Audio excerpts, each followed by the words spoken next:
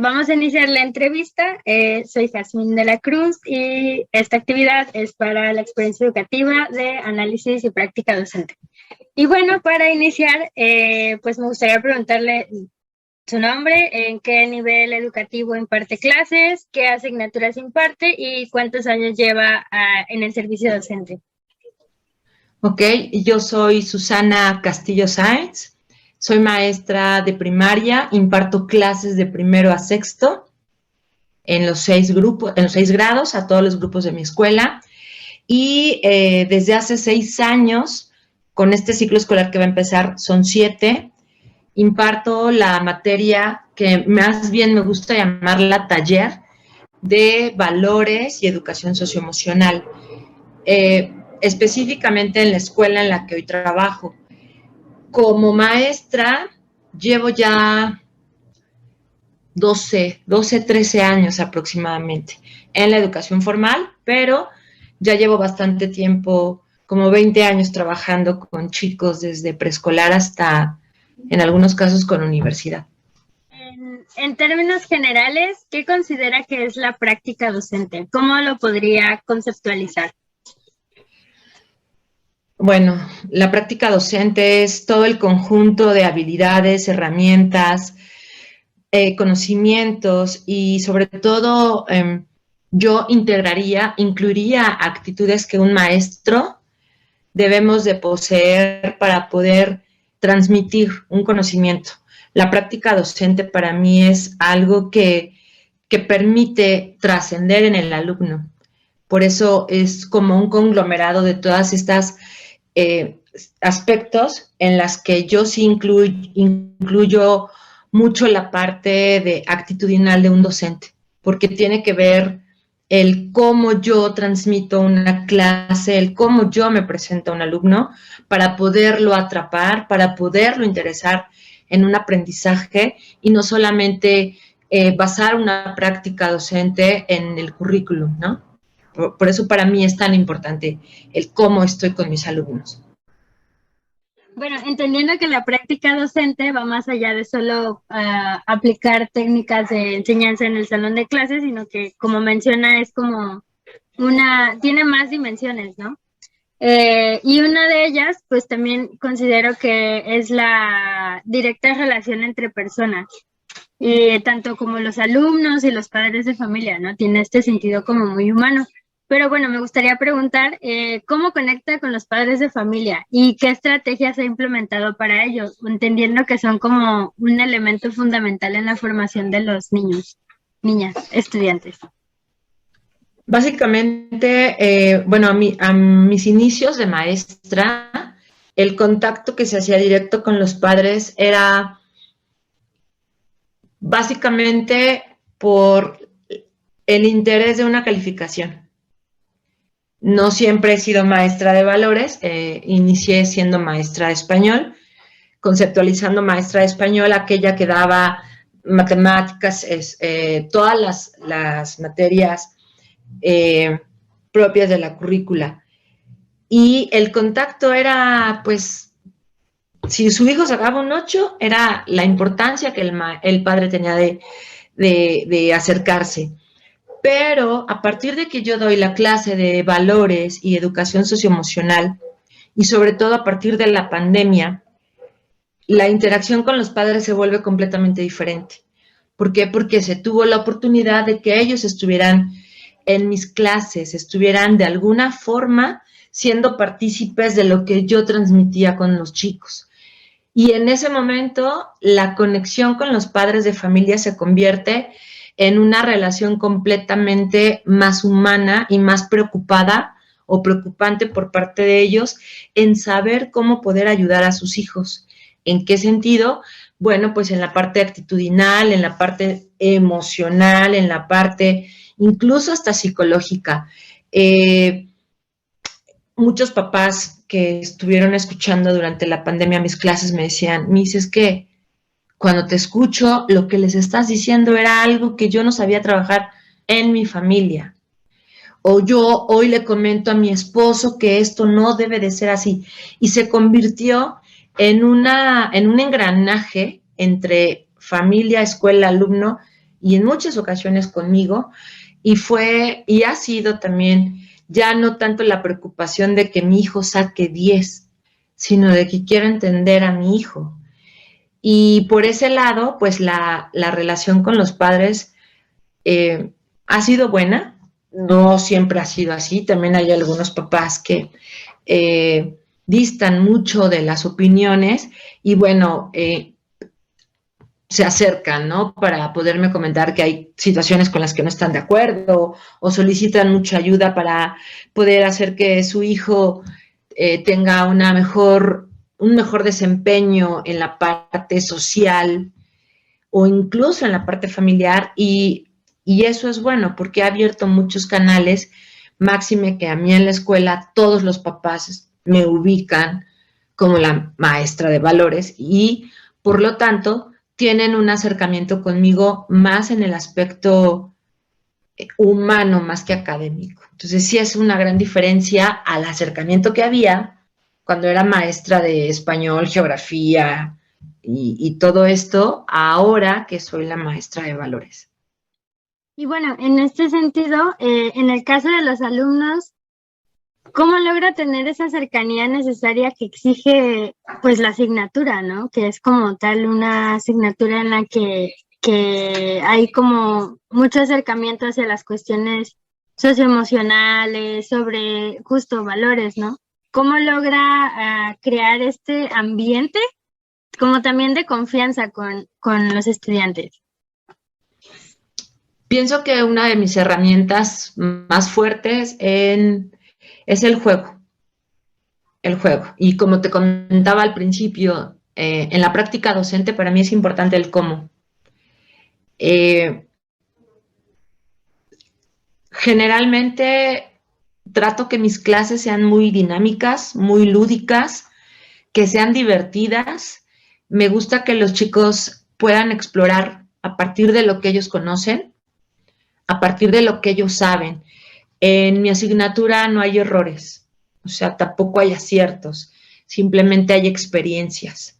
Yo no puedo catalogarizar los valores como correctos o incorrectos, ni tampoco puedo establecer una calificación cuantitativa, porque sería muy subjetivo determinar qué valores y qué actitudes, bueno, claro, hay unas actitudes que no son permisibles, pero con lo que los niños tienen conceptualizado en ese momento como valor, es que entonces yo les permito crear.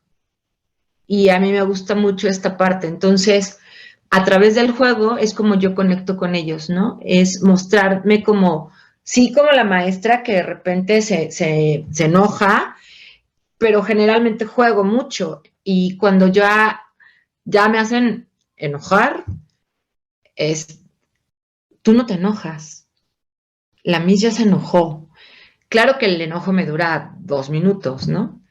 Pero es poder hablar con ellos y es explicar por qué aquello que yo, por lo cual les llamo la atención, no es adecuado en ese momento.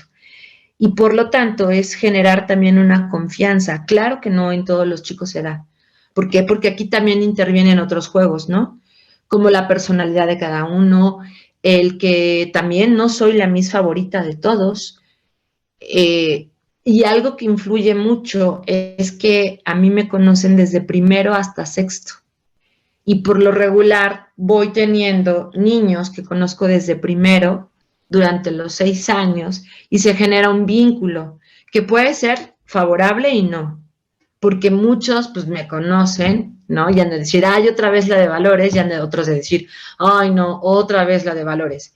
Y en ese caso es en donde debe de haber la habilidad para no ser la misma maestra de todos los años. No me puedo comportar con el chico de sexto, que me conoce desde primero, de la misma manera que me comportaba con ellos en primero. Y por lo tanto, tampoco puedo dar un contenido de la manera en que ellos sepan qué va a pasar. Mi clase es muy estructurada en el sentido que llevo un orden, llevo un objetivo, hay algunas cosas que no puedo modificar por la misma dinámica, pero que gradualmente, conforme pasan al grado siguiente, se convierte entonces en algo novedoso, aunque haya sido la maestra que tuvieron desde primero. Y se van generando vínculos de confianza, vínculos pues de mucha empatía, sobre todo empezar a conocer y conocer las historias de mis alumnos me permite saber cómo interactuar con ellos. Pienso que eso es lo que a mí más me ha ayudado. Menciona algo como bastante importante, que es la parte de modificar de repente. Entonces, ¿ha tenido alguna experiencia en la que justo haya tenido que modificar los planes y programas que vienen como ya establecidos? Porque a lo mejor estos no están adecuados al contexto escolar ni a las necesidades educativas del grupo. ¿Alguna vez ha pasado? Todo el tiempo. Y bueno, no, yo en mi caso, yo no me baso en ningún plan y programa de la SEP. El programa de valores y de educación socioemocional, si bien en el plan y programas del 2011 ya se aborda el tema de educación socioemocional, yo no baso toda mi planeación en ella. Mi fuerte es la parte de valores, que esa es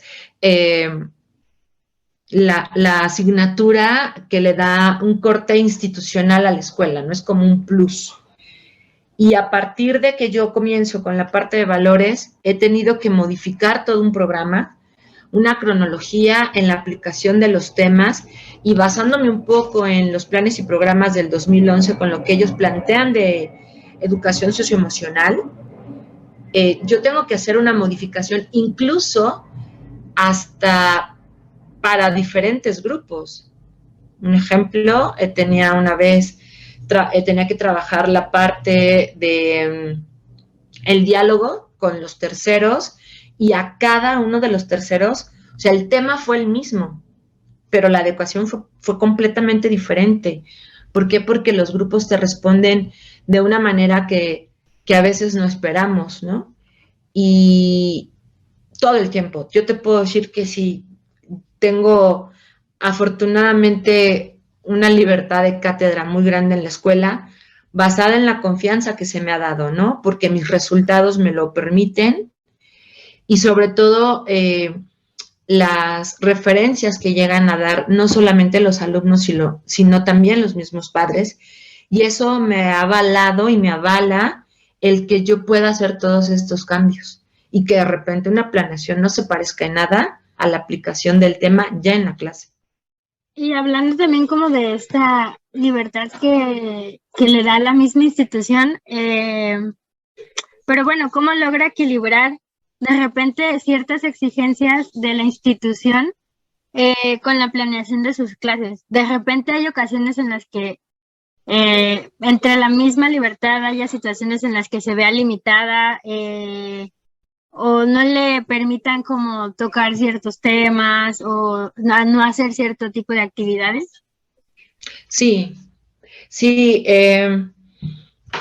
hay temas que evidentemente la escuela pues trata de manejarlos de una forma muy delicada. Sin embargo, una ventaja que yo considero tener es, conozco perfectamente bien la estructura de la escuela.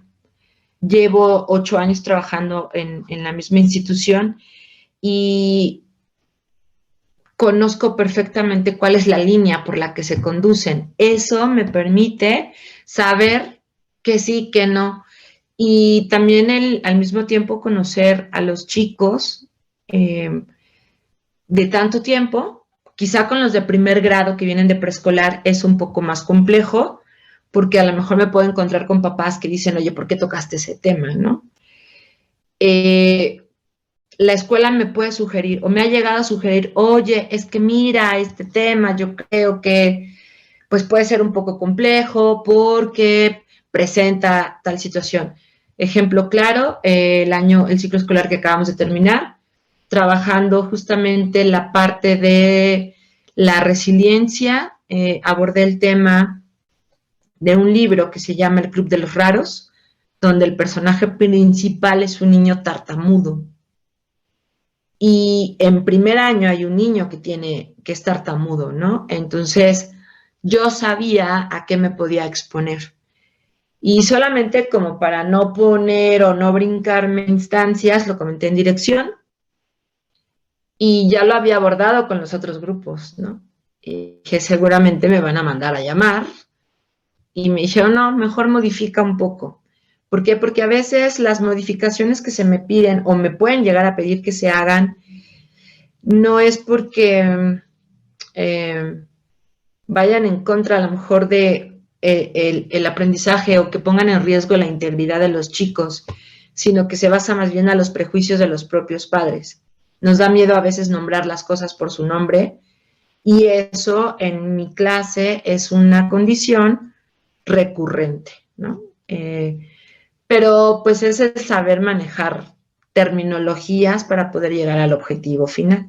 Y bueno, respecto al currículum educativo, ¿qué observaciones has notado sobre el cambio que ha tenido a través de los planes y programas de los grados en los que imparte clases? Aunque no, bueno, como mencionó anteriormente, no lleva como un plan así dictado por la SEP.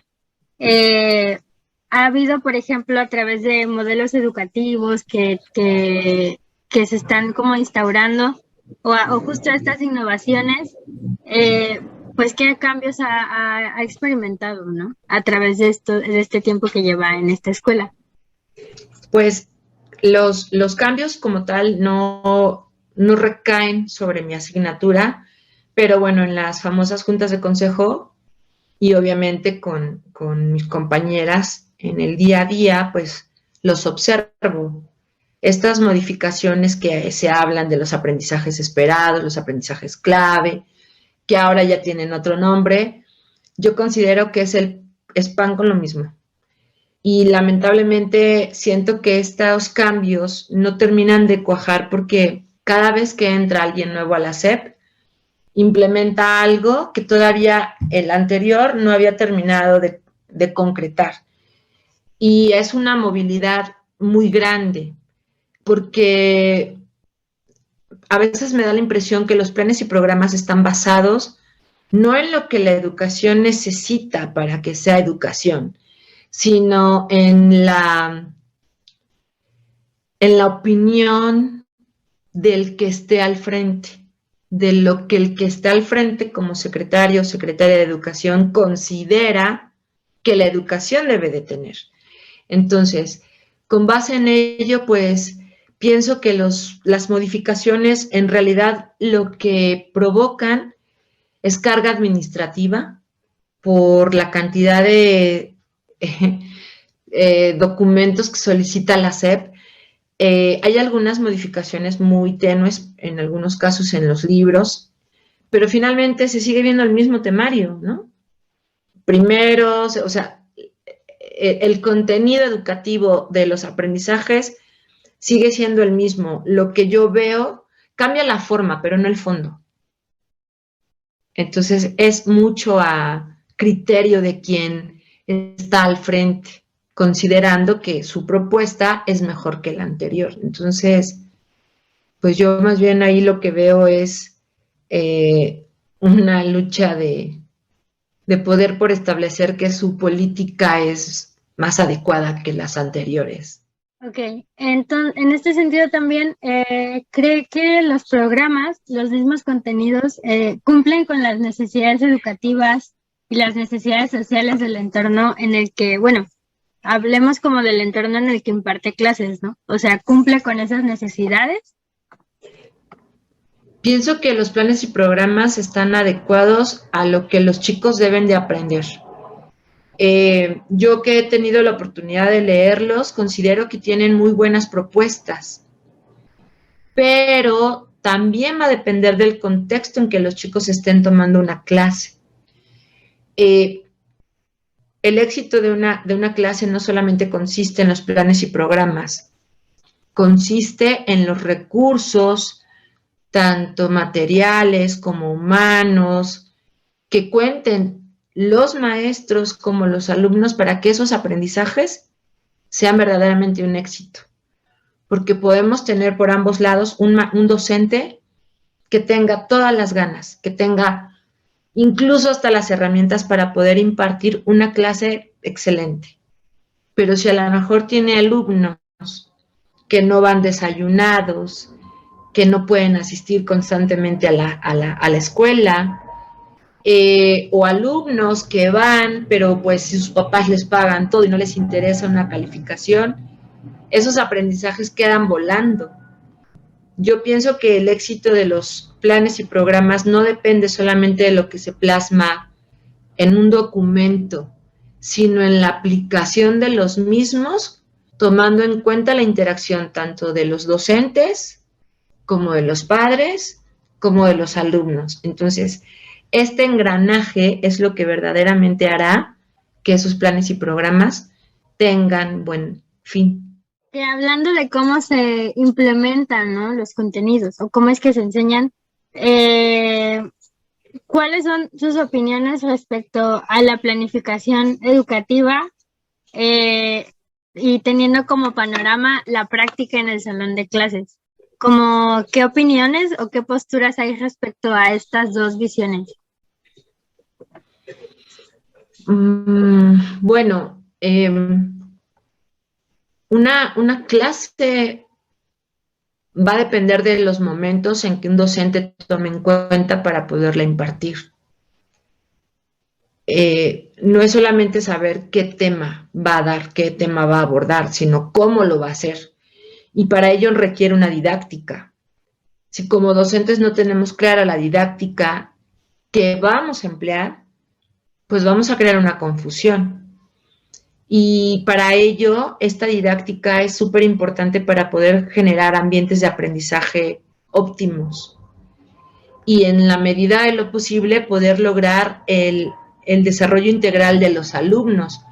Porque si bien, bueno, nosotros en la escuela abordamos de una manera aparte la situación socioemocional en los niños, supongo que hay otras escuelas en las que no tienen la oportunidad de manejarlo de una manera particular. Por lo tanto, esta planeación que los docentes realizan de manera general deben de abordar también esta posibilidad que se dé para que su planeación sea tomada en cuenta. Por eso para mí es tan importante la didáctica, ¿no? Y estos momentos en los que nosotros planeamos, que a veces puede resultar bastante complejo, cansado, monótono, es también una herramienta que nos permite, si lo hacemos a conciencia, ver qué nos falló, qué nos faltó, y a partir de eso, modificar.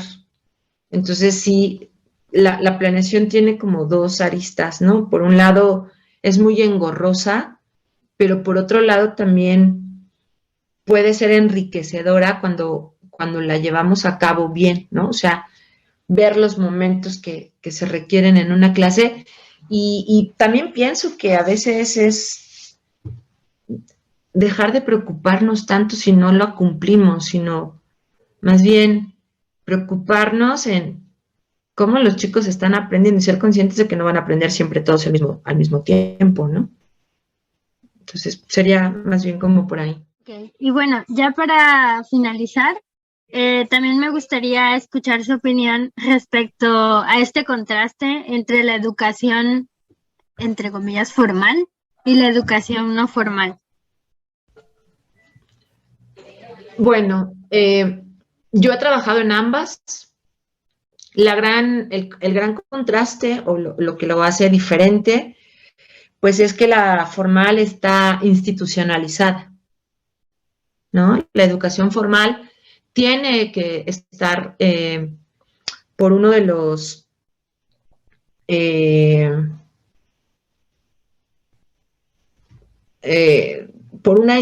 institucionalizada, ¿no? O sea, una institución es la escuela. Y esta escuela tiene que tener un reconocimiento, en el caso, pues, de nosotros es la SEP. Y es formal justamente porque, pues, tiene un reconocimiento oficial, tiene una calificación, ¿no? Que te permite acceder a otro grado, que te permite acceder a otro nivel. Entonces, la formalidad que tiene la educación, pues se basa mucho no solamente en esta parte cualitativa, sino también de contenido que está pensado justamente para poder darle al alumno, darle al individuo aquellas herramientas cognitivas, conceptuales que requiere para tener un desarrollo de conocimientos. Y la informalidad, pues se basa más bien en la parte vivencial, ¿no? Es una educación basada muchas veces en el juego, en la experiencia de un momento, es mucho de empirismo también, ¿no? Tiene que ver también con la parte de intereses personales, ¿no? La educación informal tiene mucho que ver también con con esta relación de pares, que también se da en la escuela, en la formalidad, aprendizaje por pares, ¿no? Pero acá es un poco más, más tranquila, es más, no requiere tanta exigencia, quizás sí una disciplina, pero no tiene una exigencia y por lo tanto tampoco representa no sé, una situación abrumadora para el alumno, ¿no? Porque puede aprender por interés y quizás muchas veces sin darse cuenta está aprendiendo algo de manera divertida, experimental, y la única diferencia que yo le veo es esa, ¿no? La rigurosidad que se da en tener que sacar una buena nota para acceder a otro nivel educativo. Bueno, de mi parte son todas las preguntas que preparé para esta entrevista y bueno, le agradezco mucho su apoyo, su participación para realizarlo. Gracias. Te agradezco a ti.